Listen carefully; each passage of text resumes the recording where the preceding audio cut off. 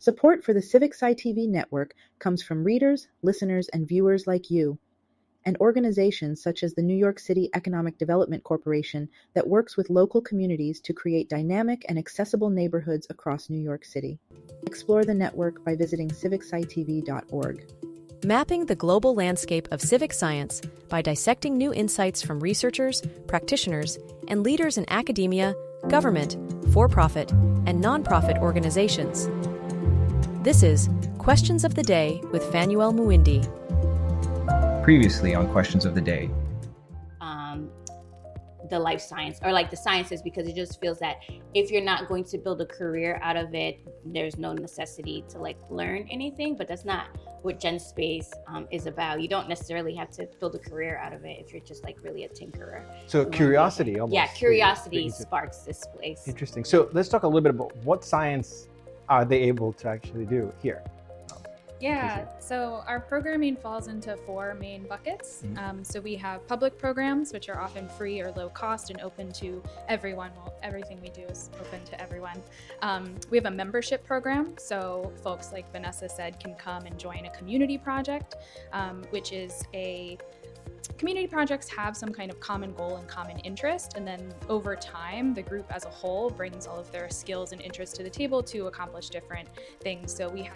Okay. All right, welcome back to Questions of the Day. I'm your host, Fanuel Muindi. Now, if you missed it recently, the Public Communication of Science and Technology Symposium, or PCST, had a session over in China at Suzhou.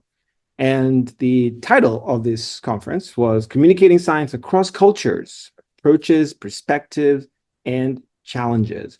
Now, I am so glad to be joined by Michel Claessens, who was a presenter at the conference. So I'm excited to pick his brain. And he actually wrote about this, his experience and his reflections in the Journal of Science Communication as well.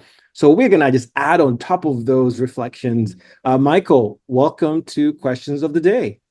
Thank you, Fanuel. Thank you. Thank you for the invitation. Yes. So, Michel, tell me about this conference. How did you hear about it? And just take us back to that moment in time, your decision to participate in the conference.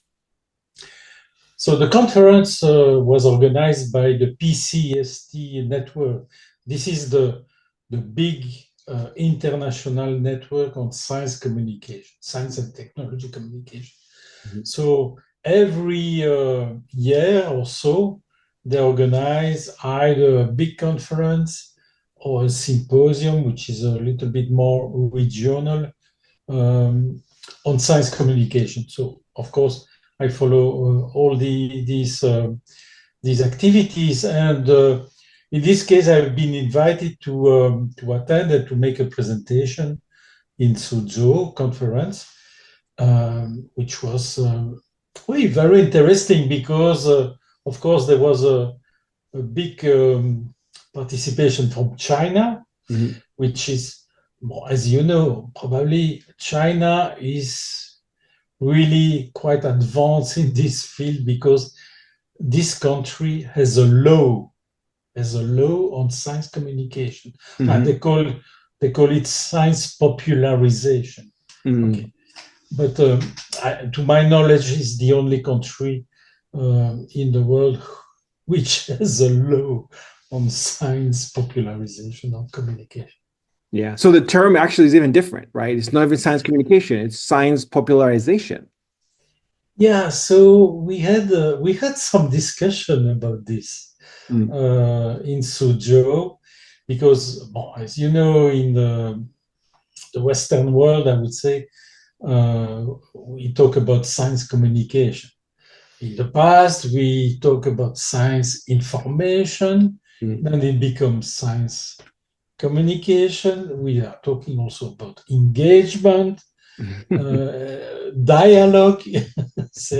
But the Chinese scholars, they keep the expression of science popularization because this is what the law is using. But also they say in Chinese, Hanyu, the language, in Chinese, Mandarin, popularization means also that you focus on the people. So the end of the chain of communication, which is what we are carrying also. Huh? Yeah. So I'm curious, can you talk more about who actually attended? Was it the scholars, science communication scholars? I'm assuming, of course, you had folk from the outside of China, but were there practitioners there? And could you tell us what you saw, who you saw at this meeting? It was a mix. Like any PCST event, it's a mix of practitioners and researchers, academics, and so on. And this is one of the very good points, strong point of the PCST networks, that it brings together researchers, scientists, and practitioners. So people really doing the work in the museum, in the science centers, and so on, on YouTube, etc. So this is the for me the most interesting feature of the network. When you have different people coming together, because policymakers were also in attendance as well. Is that right? Yeah, right. Yes. Yeah. It really represents or involves the main actors in this field. Yes. I see. So a bunch of sessions address this issue of cross-cultural and cross-disciplinary science communication, right? Could you tell us a little bit more about that and what from the sessions you attended, how did that theme come about for you through your own work? So these sessions indeed addressed science communication in different contexts, in different countries, etc. So we can see common approaches, common lines, but also we see differences between the countries and the regions, the context, and this is very much enriching. Like Bernard Schiele, professor of Canada, teacher in Montreal University, is one of the co-founders of the network, the PCST network. He said, with this experience, I discovered how much the different culture are addressing science communication and what we can benefit from different approaches, different culture.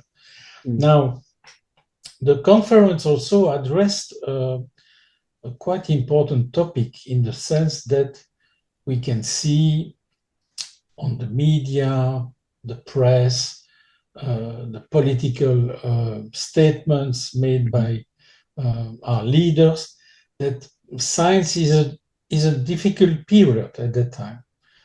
There are people rejecting the idea of climate change. There are people also in the United States that are more and more reluctant and more opponents to vaccines, for example. So science is not in a very good time for as we can say. And there were several presentations on this aspect. What I notice in particular is that in the media now, with the COVID, climate change, AI also, more and more reports are presenting the research which is ongoing. Not the science, but really research. Research is the science in the making. And the scientists who report on their work, okay, they say, voila, we assume this, if that work, we will achieve this. But it introduces also uncertainty because nobody knows what will be the end, what they will achieve really. So it addresses uncertainty, probability about the process itself. Yeah. And the public is not very comfortable with this because they see, the scientists are not sure. The scientists doubt about the approach. So why should we trust and why should we follow science if even the scientists are not sure about the outcome? You see? So this is for me quite interesting and quite important in our times. Yeah. And I'm curious, did that come up quite a bit in the presentations, this idea of communicating uncertainty? Yeah. And if so, was it the local science communication scholars in China saying this, or both sides different? No. For me, what I've seen, the most interesting presentation on that topic, on that issue, were made by a professor in Seoul, in Korea, and a professor in Buffalo University, so in the United States. Yeah. China is investing a lot, and it is a priority, a political priority. Even the president Xi Jinping said that science popularization, so science communication, should be at equal foot, at the same level as technological innovation. You cannot innovate without communicating about the science and the technology, which I share also. I am okay, but this is a very strong political statement in China. But in the practice, I can see that there are still a gap between what we are doing in Europe, where we are quite open. I mean, in the Western world, Europe, United States, and so many other countries, we are very open. We can talk about, of course, the benefits of science and the scientific progress, but we can also address the issues, the drawbacks, even the drawbacks of these activities. Right. And so you also presented at this conference. I'm curious if you could just give us the take-home points here, one or two take-home points of what you shared at the conference, and maybe some of the reactions from the questions that people asked you in the question Q&A. Yeah, I reported on the difficulties that science communicators can face today, because and this was my personal experience also in the big fusion project ITER, that is building a big fusion reactor in France, that when you are working a big science project, of course, you are working on science, technology, and it's important to communicating this to the public. But big science means also big money, big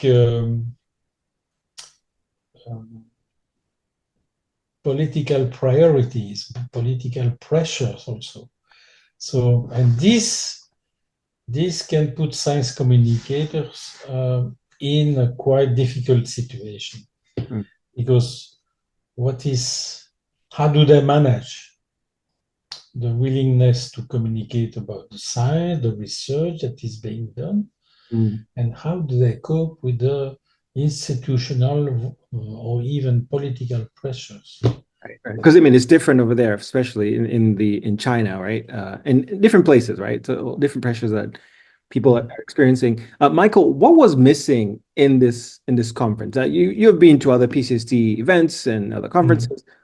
What was missing? Because I'm not sure if this was the first one in China. Was it the first one, or?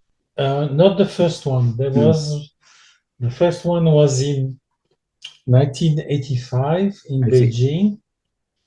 Then there was a conference in Seoul, so Korea. And in 2027, there will be a big conference in Shanghai. Yeah. So again in China. Right?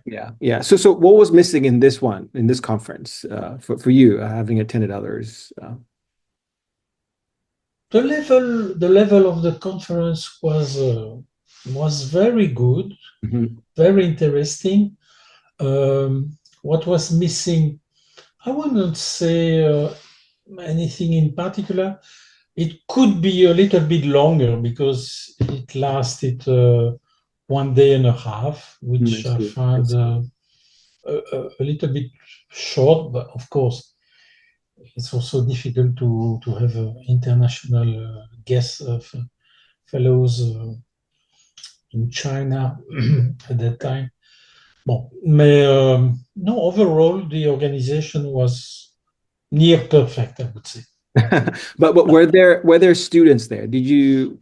I'm always wondering. I ask this because it's important to have young people at these events, especially old scholars, right? Were they there? That was a good point of the conference. There were quite a lot of students, mainly Chinese students, but I like to attend events where there are young people. Right, the next generation of science communicators, scholars. Exactly. Yeah. My talk in particular, was quite attractive, interesting for the young people because I really addressed some difficulties that we can have in doing this job, and not many people talk about this. That's right. So, Michael, one of the challenges of science communication is this gap between scholars and practitioners, right? And in fact, the Journal of Science Communication has had a couple of issues, right, about this exact issue of how do we bridge the gap between scholars and practitioners. I was wondering if you, maybe from what you experienced at this conference and maybe just zooming out from your own general experience, could you tell us more about where we are with this challenge that is about connecting scholars and practitioners within science communication? But this is a general issue in science. Right. There are so many conferences, very specialized, that there are not many opportunities like we had in Suzhou to meet people from different scientific backgrounds, because I met philosophers, I met physicians, and also practitioners in science museum, etc. So there are not many events. All the science is very fragmented, and that's an issue also in itself. It's not specific to science communication. Yeah. But what do we do? I mean, science communication is not unique in this issue, yes, but I would imagine that actually we need to solve this within science communication. Communication is critical that it's addressed directly head on, right? Yeah.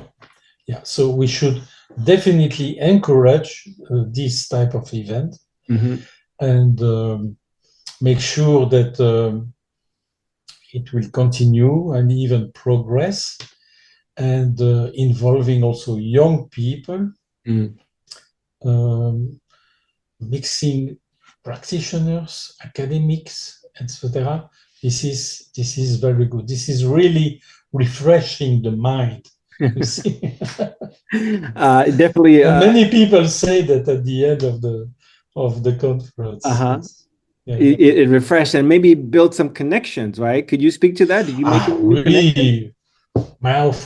Of course, an event like this is not just about the conference, it's also about connecting people, developing your networks, creating new opportunities of cooperation, etc.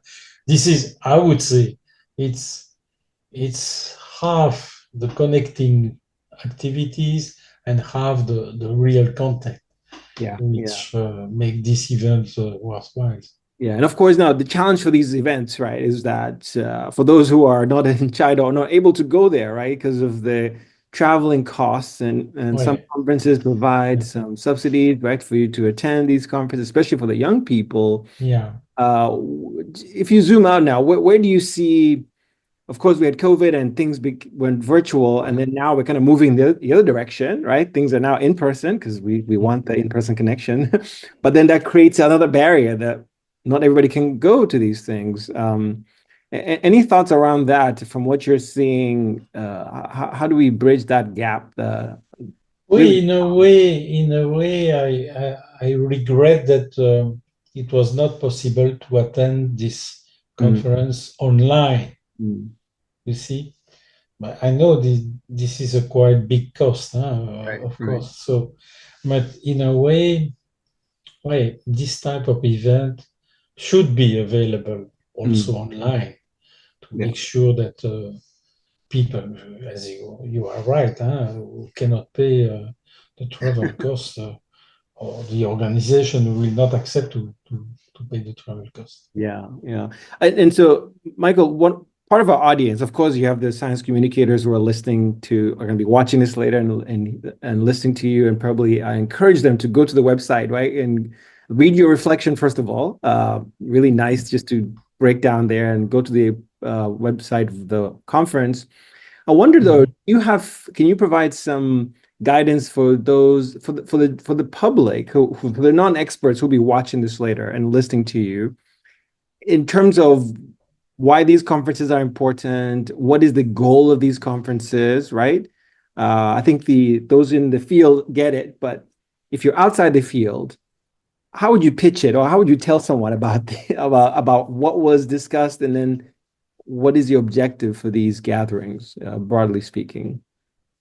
If the public goes to the website, they will appreciate that there is a growing knowledge in the scientific community about the importance to communicate with the public. You see, the scientific community now is very much aware about the need, and I've seen this in ITER. I've worked in this big science project, so it's very important.